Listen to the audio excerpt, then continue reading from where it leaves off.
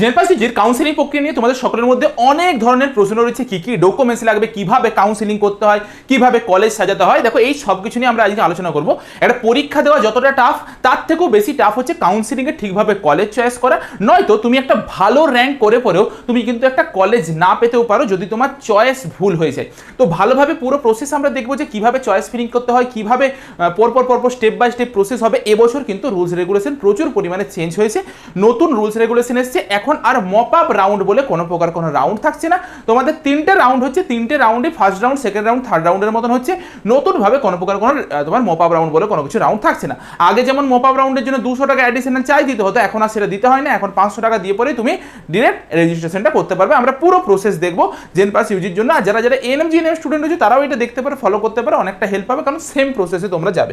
সবচেয়ে প্রথমে আমরা আগে একটা দেখবো যে ডব্লিউবিজে এর যে কাউন্সিলিং চলছে বর্তমানে, সেই কাউন্সিলিং এর একটা প্যাটার্ন দেখবো যে কিরকম ডেটের গ্যাপ দিয়েছে, কি কি করতে হচ্ছে। সবচেয়ে প্রথমে বলেছে candidate registration payment, fees payment, choice filling এর জন্য 30 তারিখ থেকে 5 তারিখ পর্যন্ত ডেট দেওয়া হয়েছিল। মানে এরকম টাইপের তোমরা একটা ডেট পাবে, যার মধ্যে যে কোনো দিন ইচ্ছে তুমি রেজিস্ট্রেশন চয়েস ফিলিং করতে পারবে।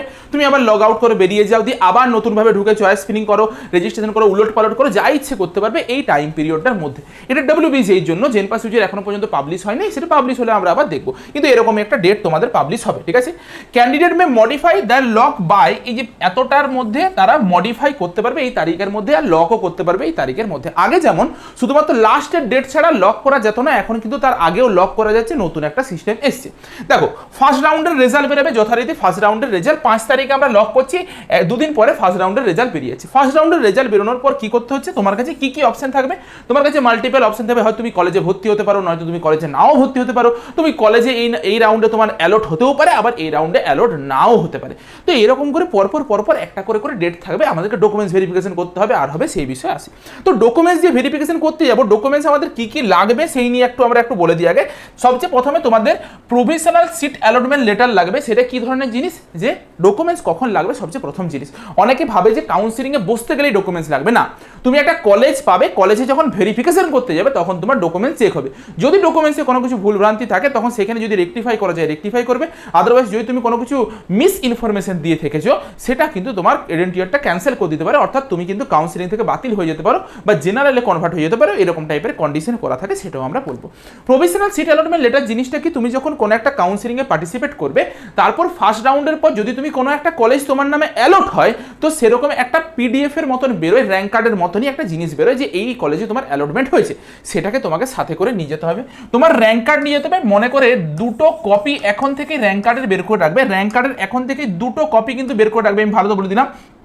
নেক্সট, ক্লাস 10-এর অ্যাডমিট কার্ড বা ডেট অফ বার্থ সার্টিফিকেট, যে কোনো একটা তোমার পছন্দ মতন তুমি নিয়ে যেতে পারো, হয় অ্যাডমিট কার্ড নয়তো date of birth certificate. Class 12-এর মার্কশিট নিয়ে যেতে হবে। আন্ডারটেকিং ফর্ম বলে একটা ফর্ম হয়ে থাকে, যেটা সম্পর্কে আমি তোমাদেরকে আইডিয়া দিয়ে দেবো ধীরে ধীরে। তোমাদের ফার্স্ট রাউন্ডের কাউন্সিলিংটা শেষ হোক, আন্ডারটেকিং ফর্ম বলে একটা ফর্ম হয়, যে আমি যেগুলো সব কিছু সাবমিট করছি সেগুলো আমি সচেতনভাবে সাবমিট করছি, যে কোনো কিছু ভুলভ্রান্তি নেই, আমি কোনো কিছু ফেক ইনফরমেশন দিচ্ছি না, এইসব করে সাইন করে একটা ফর্ম দিতে হয়। তোমার ফোন নাম্বার, যে নাম্বার দিয়ে রেজিস্টার করবে কাউন্সিলিংয়ের সময়, সেই নাম্বারটা লাগবে। অনেকের মধ্যে একটা ডাউট আছে যে আমি ফর্ম ফিল আপের সময় একটা ফোন নাম্বার দিয়েছিলাম, আমি কি কাউন্সিলিংয়ের সময় আমার ফোন নাম্বার বা ইমেল আইডি চেঞ্জ করতে পারি? হ্যাঁ, তুমি পারবে। কাউন্সিলিংয়ের সময় তুমি যদি চাও যে অন্য কোনো কিছু করবে, তো সেটাও দিতে পারবে। ডব্লিউবি ডোমিসিয়াল সার্টিফিকেট বের করতে হবে, আর তোমাদের দেবে মেডিকেল সার্টিফিকেট। এই দুটো নিয়ে আমি একটা ভিডিও বানিয়ে দিয়েছি, কিভাবে মেডিকেল সার্টিফিকেট, কিভাবে ডোমিসিয়াল সার্টিফিকেট বানাতে হয়। সেই ভিডিওটা একটু ভালোভাবে দেখে নেবে, পুরো ডিটেলে বলা আছে কি কি রিপোর্ট তৈরি করতে হবে না হবে, সব কিছু বলা আছে, ঠিক আছে। যারা এসসি এসটি ওবিসি ক্যান্ডিডেট রয়েছে, এখন ওবিসি এ বলে কিছু নেই, জাস্ট ওবিসি রয়েছে। তো ওবিসি ক্যান্ডিডেট যারা রয়েছে তাদের সার্টিফিকেট লাগবে। ওবিসি সার্টিফিকেট কিভাবে বানাতে হয়, ইডব্লিউএস সার্টিফিকেট কিভাবে বানাতে হয়, সেই নিয়ে বিস্তারিত আমি 2টো ভিডিও দিয়েছি। আর ওবিসি এনসিএল নিয়ে যাদের ডাউট রয়েছে তাদেরকে একটা জিনিস বলে দিই, যারা আমার ওই ভিডিওটা দেখেছো ভালোভাবে দেখলে বুঝতে পারবে যে আমি বলে দিয়েছিলাম যারা নতুন ওবিসি বের করছে তাদের আলাদাভাবে এনসিএল বের করার কোনো প্রয়োজন নেই। তোমার মেন নতুন ওবিসির মধ্যে লেখা থাকছে ওবিসি এনসিএল, তোমার এটার মধ্যে ইনক্লুড রয়েছে। দ্বিতীয় জিনিস, যাদের কোনো এরিয়াতে ওবিসি বের করে দিচ্ছে না, তাদেরকে এনসিএল বের করে দিচ্ছে, বলছে পুরোনো সার্টিফিকেট দাও, আমি এনসিএল বের করে দিচ্ছি। তো তারা যদি সেরকমটাই হয় সেরকমটাই বের করে নাও, কোনো ইস্যু নেই। কারণ গভর্নমেন্ট থেকে কিছুদিন পর যখন কাউন্সিলিং শুরু হবে একটা সার্কুলার জারি করবে ওবিসির বিষয়ে, তো সেটাতে বলা থাকবে যে পুরোনো সার্টিফিকেট দেখিয়ে পরেও তুমি ভর্তি হতে পারবে বা নতুন সার্টিফিকেট আপগ্রেড করে পরেও ভর্তি হতে পারবে, সেই বিষয়ে বলা থাকবে, চিন্তার কিছু নেই। কিন্তু আমার সাজেশন থাকবে তুমি নতুন ওবিসি সার্টিফিকেটটা বানিয়ে নেবে, যে প্রসেসটা আমি দেখিয়েছিলাম ওই প্রসেসটা ফলো করে পরে বড়জোর 1 সপ্তাহ সময় লাগবে তোমার বানাতে। এখনো তোমার হাতে প্রায় 15 থেকে 20 দিন মিনিমাম সময় আছে, যার মধ্যে তোমাকে সার্টিফিকেট আরো সব রেডি করতে হবে, ঠিক আছে। ইডাব্লিউএস দের জন্য ইডাব্লিউএস সার্টিফিকেট লাগবে, পিডাব্লিউডি দের জন্য পিডাব্লিউ সার্টিফিকেট লাগবে। এরপর আমরা একটু চলে আসি এই যে এই ফ্লো ডায়াগ্রামটা রয়েছে, এই ফ্লো ডায়াগ্রামটাতে যে আমাদের রাউন্ড 1, রাউন্ড 2, রাউন্ড 3 তিনটা যে রাউন্ড হবে, সেই রাউন্ডগুলোতে কি কিভাবে হবে সেই জিনিসটা একটু ভালোভাবে বুঝতে হবে। সবচেয়ে প্রথমে আমরা একজন ক্যান্ডিডেট কি করবে, রেজিস্ট্রেশন করবে। কত টাকা দিয়ে রেজিস্ট্রেশন করবে? 500 টাকা দিয়ে রেজিস্ট্রেশন করবে। রেজিস্ট্রেশন প্রসেস কিভাবে করতে হয় পুরো সম্পূর্ণ ভিডিও আমরা দিয়ে দেবো তোমাদেরকে ইউটিউবে ফ্রিতে, সম্পূর্ণ কাউন্সিলিং এর গাইডেন্স দেবো। চিন্তার কোনো কিছু নেই, চ্যানেলটাকে জাস্ট সাবস্ক্রাইব করে রাখো যাতে কোনো ভিডিও যাতে মিস না করো। তো আমাদের সঙ্গে যুক্ত থাকো, পুরো জিনিসটা আমরা ফ্রিতে তোমাদেরকে দিয়ে দেবো, চিন্তার কোনো কিছু নেই, ঠিক আছে। 500 টাকা দিয়ে তুমি রেজিস্ট্রেশন করলে, রেজিস্ট্রেশনের পর তোমার কাছে 4 দিন 5 দিনের মতন সময় থাকবে, যার মধ্যে তুমি চয়েস ফিলিং করতে পারবে। চয়েস ফিলিং তোমাকে ভালোভাবে করতে হবে, এই জায়গাটা very very important. Choice filling কিভাবে করতে হয় তা নিয়ে আমি একটা বিস্তারিত ভিডিও দেবো। তোমাকে ভালোভাবে বুঝতে হবে যে তোমার ইচ্ছে কোন দিকে, তার মতন তোমাকে সাজাতে হবে কলেজগুলো, সেই নিয়ে একটা আলাদা সেপারেট ভিডিও দেবো, দেখে নেবে, ঠিক আছে। আচ্ছা, চয়েস ফিলিং এর পর আমরা চয়েস লক করব। চয়েস লক করার পর 2-3 দিনের মতন ওয়েট করতে হবে, তারপরে আমাদের ফার্স্ট রাউন্ডের রেজাল্ট বেরোবে। ফার্স্ট রাউন্ডের রেজাল্টে কি কি হতে পারে, হয় তোমার কোনো একটা কলেজ অ্যালোটেড হতে পারে, বা তোমার কোনো কলেজ অ্যালোট হয়নি, নট অ্যালোটেড, যে কোনো দুটো হতে পারে, বা অ্যালোটেড বাট নট রেসপন্সিভ।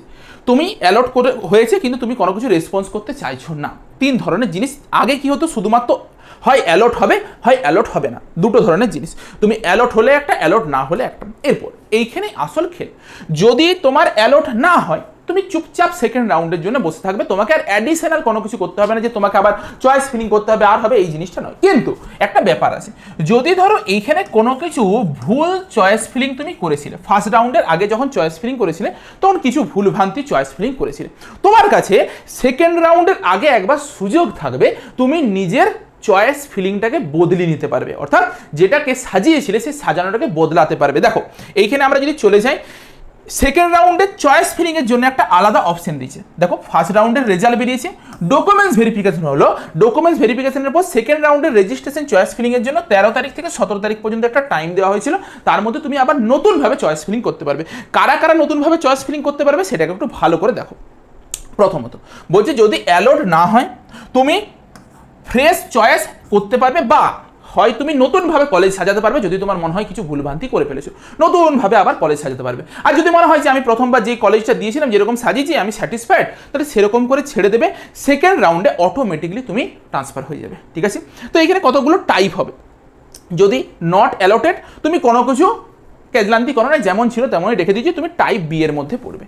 যদি তুমি নতুনভাবে আবার চয়েস ফিলিং করে দাও, আবার যেগুলো ছিল তোমার মনে হয়েছে কিছু পরিবর্তন করবে, তখন তুমি টাইপ সি এর মধ্যে পড়বে।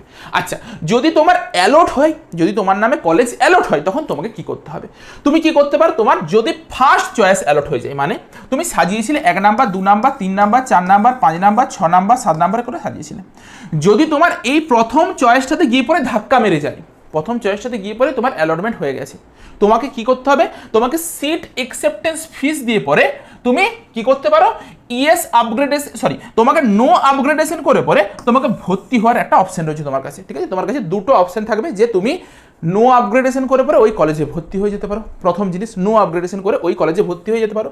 এই জন্য দেখো, এই ভালোভাবে বুঝবে, সবচেয়ে টপে আমরা কোন কলেজ রাখবো, যেই কলেজে যাওয়ার আমার ইচ্ছে রয়েছে, বা যেই কলেজটা আমি সহজে পেতে পারবো না, আমার র্যাঙ্ক অনেক দূরে, আমি ওই কলেজ পেতে পারবো না, সেগুলোকে সব উপরে রাখবো। আমি যেই কলেজগুলোকে আমি ইজিলি পেয়ে যাব সেই কলেজগুলোকে আমি অলওয়েজ নিচের দিকে রাখবো।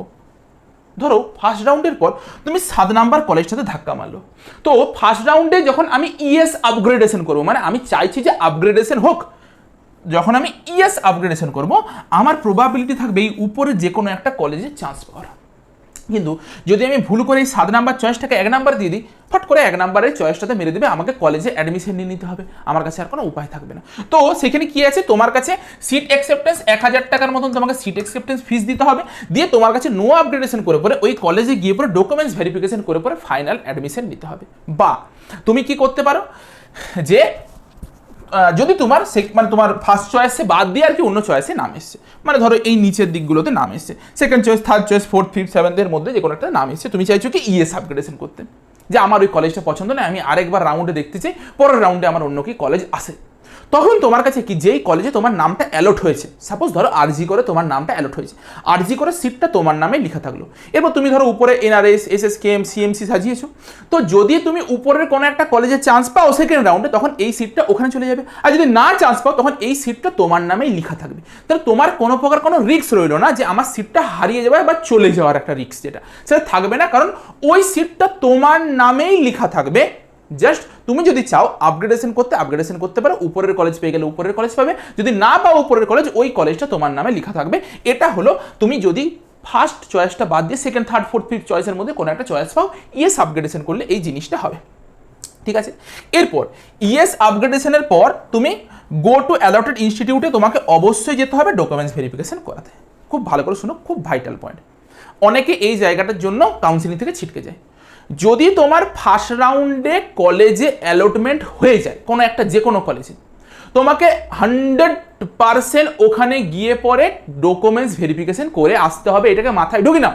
তোমার বাড়ি যদি কলকাতায় হয়, তোমার যদি ফার্স্ট রাউন্ডে সিট অ্যালটমেন্ট হয় ধরো জলপাইগুড়িতে, তোমাকে কলকাতার থেকে জলপাইগুড়ি গিয়ে পরে ডকুমেন্টস ভেরিফিকেশনটা ওই 3 থেকে 4 দিন ডেট থাকবে, তার মধ্যে করিয়ে আসতে হবে। আদারওয়াইজ তুমি কিন্তু পরবর্তী কোনো রাউন্ডে কাউন্সিলিংয়ে পার্টিসিপেট করতে পারবে না, তুমি কাউন্সিলিং থেকে সম্পূর্ণভাবে এক্সিট হয়ে যাবে। এটাকে মাথায় ঢুকিয়ে নাও। অনেকে ভাবে যে যাবো না, ব্যাস তাহলে ওইখানেই শেষ, তুমি পরের রাউন্ডের কাউন্সিলিংয়ে পার্টিসিপেট করতে পারবে না। আচ্ছা, এরপর কি হবে, সেকেন্ড রাউন্ডের জন্য আমরা চলে যাব। সেকেন্ড রাউন্ডে কি হবে, আবার সেকেন্ড রাউন্ডের জন্য দেখো, যারা ফার্স্ট রাউন্ডে রেজিস্ট্রেশন করেনি, মানে ফার্স্ট রাউন্ডে কাউন্সিলিংয়ে বসেনি, তারা সেকেন্ড রাউন্ডে বসতে পারবে ফ্রেশভাবে রেজিস্ট্রেশন করে। কিন্তু আমি বলবো অলওয়েজ ফার্স্ট রাউন্ড থেকে কাউন্সিলিংয়ে বসবে, নয়তো অর্ধেক সিট ফার্স্ট রাউন্ডে শেষ হয়ে যাবে, তুমি এসে পরে কি করবে, তারপরে বসে কি করবে। অলওয়েজ ফার্স্ট রাউন্ড থেকে কাউন্সিলিংয়ে পার্টিসিপেট করতে হয়। তো ফার্স্ট রাউন্ডে তোমাকে 500 টাকা দিয়ে, যারা ফার্স্ট রাউন্ডে কাউন্সিলিংয়ে পার্টিসিপেট করেনি 500 টাকা দিয়ে পরে চয়েস ফিলিং করলো, আর যারা আগেই কাউন্সিলিংয়ে রেজিস্ট্রেশন করে নিয়েছে, ফার্স্ট রাউন্ডের রেজাল্ট বেরিয়েছিল, হয় কেউ পেয়েছে কেউ পায়নি, কারো অ্যালট হয়েছে কারো অ্যালট হয়নি, তো তাদের মধ্যে কি হবে দেখো, এই যে এখানে টাইপ CDE লিখেছিলাম না, টাইপ এইটা হচ্ছে A, D, C, D, E এরকম করে ছিল, তো তাদের মধ্যে কি হবে দেখো, সবাইকে চয়েস অটো লক করে পরে তোমাদের সেকেন্ড রাউন্ডের অ্যালটমেন্ট বেরোবে। সেকেন্ড রাউন্ডে কি হতে পারে, তোমার অ্যালট হতে পারে, তোমার কি হতে পারে, অ্যালট নাও হতে পারে, আর অ্যালট হলো কিন্তু তুমি চাইছো না ওই কলেজটা নিতে, ঠিক আছে, 3টা অপশন। ওকে, আচ্ছা, তো এই যে দেখো এইখানেও যেটা ছিল নন রেসপন্সিভ, এটার উপর ভরসা করো না যে তোমাকে অ্যালট হয়েছে তবুও তুমি কলেজে যাচ্ছ না, এই জিনিসটা করো না। অ্যালট যদি তোমার ফার্স্ট রাউন্ডে হয়েছে, ওই কলেজে গিয়ে ডকুমেন্টস ভেরিফিকেশন করে নাও, কোনো রিস্ক নেবে না। এবছর যদিও নতুন রুলস বেরিয়েছে, তবুও আমি বলবো কোনো প্রকার কোনো রিস্ক নেওয়ার দরকার নেই, তুমি না গেলেও চলবে, কিন্তু আমি বলবো কোনো রিস্ক নিও না। একবার যদি বেরিয়ে যাও কাউন্সিলিং থেকে, আর কোনোদিনও কাউন্সিলিংয়ে ঢুকতে পারবে না, এই জন্যই বলছি, ঠিক আছে। আচ্ছা, তাহলে আমাদের কি হলো, যদি অ্যালট হয়, আর যদি অ্যালট হয়েছে কিন্তু আমি কিছু করতে চাইছি না, যদি অ্যালট না হয়, ঠিক আছে, যদি অ্যালট না হয় আমি আবার থার্ড রাউন্ডের জন্য ওয়েট করবো, সেম ব্যাপার। এবারে আমার কাছে আবার একটা অপশন থাকবে যে আমি নতুনভাবে আরেকবার চয়েস ফিলিং করতে পারবো, আর যদি চাও যে আগের চয়েস নিয়ে চলতে, আগের চয়েস নিয়ে চলবে, সেম ব্যাপার। যদি তোমার অ্যালট হয়ে যায় মানে ফার্স্ট রাউন্ডের মতন একদম সেম জিনিস, অ্যালট হয়ে যায়, তুমি চাইছো যে একদম তোমার প্রথম চয়েসটাতে গিয়ে পরে ধাক্কা মেরেছে, তাহলে তোমাকে ওই কলেজে গিয়ে পরে সিট অ্যাকসেপ্টেন্স ফিস দিয়ে পরে নো আপগ্রেডেশন একটা ফর্ম ফিল আপ করে পরে অ্যাডমিশন নিয়ে নিতে হবে। যদি তোমার প্রথম চয়েসটা বাদ দিয়ে, এই যে এইখানের মধ্যে প্রথম চয়েসটা বাদ দিয়ে তোমার ধরো 7 নাম্বার চয়েসে নাম এসছে, তখন তুমি কি করবে, ইএস আপগ্রেডেশন করবে। ইএস আপগ্রেডেশন করার পর কোথায় কি করে করতে পারবে, তোমাকে ডকুমেন্টস ভেরিফিকেশন করাতে হবে, ওই কলেজে গিয়ে পরে তোমাকে ডকুমেন্টস ভেরিফিকেশনটা কিন্তু করাতে হবে, ঠিক আছে। এরপর তুমি কোথায় যাবে, তোমার কাছে যদি চাও যে তুমি নতুনভাবে আবার চয়েস ফিলিং করতেছি, তুমি নতুনভাবে চয়েস ফিলিং করতে পারো, ওয়েট করে পরে তুমি ফ্রেশ চয়েস ফিলিং করতে পারো। দেখো এখানে দু ধরনের জিনিস হতে পারে, একটা হচ্ছে যারা ফার্স্ট রাউন্ডে কলেজ পেয়েছিলে, দিয়ে তারপরে একটা ঘটনা হয়েছে কি, সে সেকেন্ড রাউন্ডে ওই কলেজেই আছো, ভালোভাবে বুঝবে, সেকেন্ড রাউন্ডে ওই কলেজেই আছো। আবার কি হতে পারে, ফার্স্ট রাউন্ডে একটা কলেজ পেয়েছিলে, সেকেন্ড রাউন্ডে ওর উপরের দিকের কোনো একটা কলেজ পেয়ে গেছো, তো কি করতে হবে, তোমরা তো ফার্স্ট রাউন্ডে ডকুমেন্টস ভেরিফিকেশন করে নিয়েছো, হ্যাঁ কি না, তাহলে তোমাকে আর দ্বিতীয়বার ডকুমেন্টস ভেরিফিকেশন করাতে যেতে হবে না। ওকে, একবার ডকুমেন্টস ভেরিফিকেশন করে নিলে আর দ্বিতীয়বার ডকুমেন্টস ভেরিফিকেশন করাতে যেতে হবে না। এরপর ফার্স্ট রাউন্ডে যারা যেই কলেজ পেয়েছিলে, সেকেন্ড রাউন্ডেও যদি সেই কলেজটাই পেয়ে থাকো, তাহলে তুমি যদি মনে করো ওই কলেজে অ্যাডমিশন নেবে, নিয়ে নিতে পারো। আর যদি মনে করো এখনো আবার আমি ওয়েট করব, আবার নতুনভাবে চয়েস ফিলিং করে পরে আবার ওয়েট করবো, বা যে পুরনো চয়েস ফিলিং ছিল সেটাকে নিয়ে পরে ওয়েট করে পরে আমি থার্ড রাউন্ডে যাব, তো সেটাও করতে পারো, কোনো ইস্যু নেই। তাহলে বোঝা গেল। বা যারা উপরের দিকের কোনো একটা কলেজে অ্যালট হয়েছো তাদের ক্ষেত্রেও সেম। তুমি যদি মনে হয় যে উপরের কলেজে তোমার পছন্দ হয়ে গেছে, তুমি অ্যাডমিশন নিয়ে নিতে পারো। আর যদি মনে হয় এখনো তুমি ওয়েট করবে পরের রাউন্ডে আরও একবার আপগ্রেডেশনের জন্য, তুমি সেটাও করতে পারো, কোনো ইস্যু নেই। এরপর আসছে থার্ড রাউন্ড। সিমিলার ওয়েতে যদি তুমি থার্ড রাউন্ডে তোমার কোনো একটা কলেজে অ্যালটমেন্ট হয়, সেটা পুরনো কলেজেও অ্যালটমেন্ট থাকতে পারে, নয়তো আবার নতুন কোনো একটা আপগ্রেডেশন হয়ে পরে কলেজে অ্যালটমেন্ট হয়েছে, এই রাউন্ডে কিন্তু তোমাকে অবশ্যই অ্যাডমিশন নিতে হবে। আদারওয়াইজ তুমি কিন্তু আর কোনো প্রকার কোনো রাউন্ডে বসার জন্য সুযোগ পাবে না। যদি তোমার পছন্দ নাও হয় কলেজে, তুমি অ্যাডমিশন নিতে হবে, আদারওয়াইজ কোনো কাউন্সিলিংয়ে পার্টিসিপেট করতে পারবে না, নয়তো তোমাকে কি এবছরে ছেড়ে দিতে হবে আশা, তুমি আর কলেজ পাবে না। আর এটা কি হতে পারে, কোনো কলেজে অ্যালটমেন্ট হয়নি, তো তাদেরকে কি করতে হবে, ওয়েট, মানে আর কোনো অপশন নেই। তারা তোমার যদি কোনোদিনও পরবর্তী সময়ে অনেক সিট যদি ফাঁকা থেকে থাকে, স্পট রাউন্ড কাউন্সিলিং যদি হয়ে থাকে, তখন আমরা স্পট রাউন্ড কাউন্সিলিংয়ের জন্য পার্টিসিপেট করতে পারি। এই ছিল পুরো প্রসেস, আশা করি বোঝাতে পেরেছি। তবে মাথায় রাখবে যে তুমি first round, second round, third round তিনটাতে, মানে ফার্স্ট রাউন্ড আর সেকেন্ড রাউন্ডে কোনো একটা কলেজ পেয়ে আছো, দিয়ে আবার আপগ্রেডেশন যখন করাতে যাচ্ছ, ইয়েস আপগ্রেডেশন, তখন তোমার নামে এই কলেজটা রয়ে গেল। যদি উপরের দিকে কোনো কলেজ পাও তখন ওই কলেজে অ্যালট হবে, নয়তো এই কলেজটা তোমার নামে লেখা থাকছে, এটা মাথায় রাখবে। কোনো রিক্সের কোনো জায়গায় নেই। আগে মপ আপ রাউন্ডে একটা প্রচুর রিক্সের জায়গা ছিল, এখন সেই রিক্সটা উঠিয়ে দিয়েছে, খুব ভালো জিনিস করেছে, তোমাদের জন্য অনেক ভালো একটা জিনিস এসেছে। ঠিক আছে, এই ছিল পুরো কাউন্সিলিং প্রসেস। এরপরেও যদি তোমার কোনো কিছু ডাউট থেকে থাকে, সেটা আমাদেরকে কমেন্টে লিখে পরে জানাও, আমরা সেটা নিয়ে পরবর্তী সময় ভিডিও নিয়ে আসবো। ঠিক আছে, চলো আজকের মতো ভিডিওটা এই পর্যন্তই, দেখা হচ্ছে একটা নতুন ভিডিওতে।